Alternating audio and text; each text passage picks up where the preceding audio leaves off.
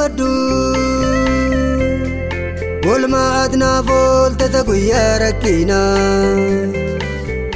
irraanfadhu gaafaan hirkoo dhabeet naaf taate boqonnaa irraanfadhu ofii keetii duutee du'a na oolchuu kee irraanfadhu naaf jedhee lola'ee qulqulluun dhiiga kee olmaan kee danuudhaa tam godheen dagadhaa na waamtee na fiddee gooftaa qofa godhaa lafaa ka'ee miti olmaa keetu si baasa karaan dhugaan jireenyi Yesuus jedheen labsa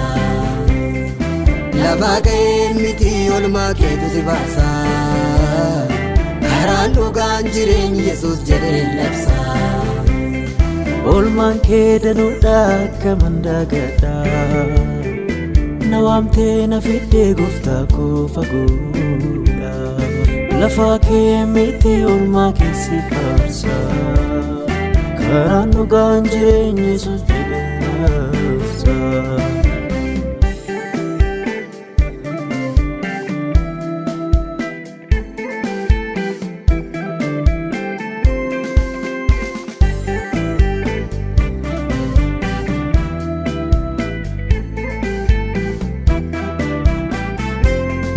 abdii koo kutadhee du'e jedhee utuu argamu ani jiraachuun koo suma malee sababiin qabu du'a na eeggatee ofii duutee karrasaa cuftee lakkaa'ee toonfituu hedduudhaa kanatti naaf gootee anarraa tarsaaftee golgicha dukkanaa na ajaa'ibsiisee maal jaalala kanaa anarraa cabsitee wanjicha dukkanaa na ajaa'ibsiisee maal jaalala kanaa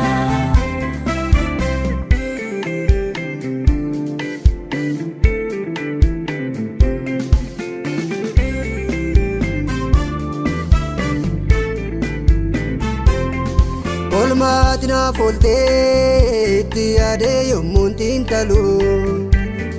wanti atanaaf gootee anaan malee ormaaf hin galu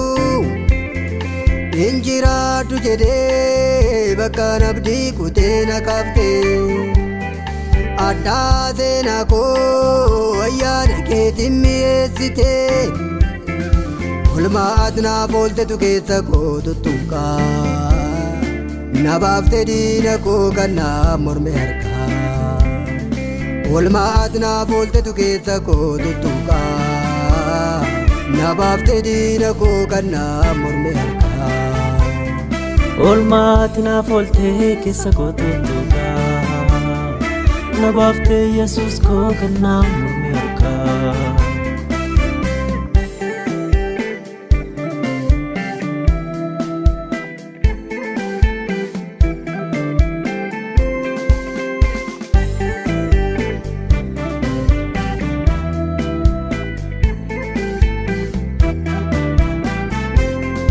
Kankee ajaa'ibaa olmaan kee dubbatamee numu si malee eenyunni cubbamaadhaaf kan fannifamu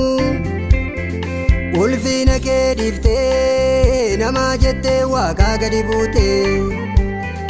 du'a lubbuu jalaa jireenyatti olluu galmeessitee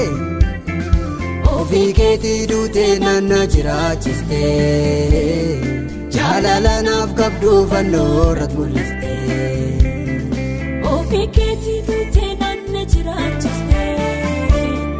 jaalala naaf qabdu fannoo irratti mul'istee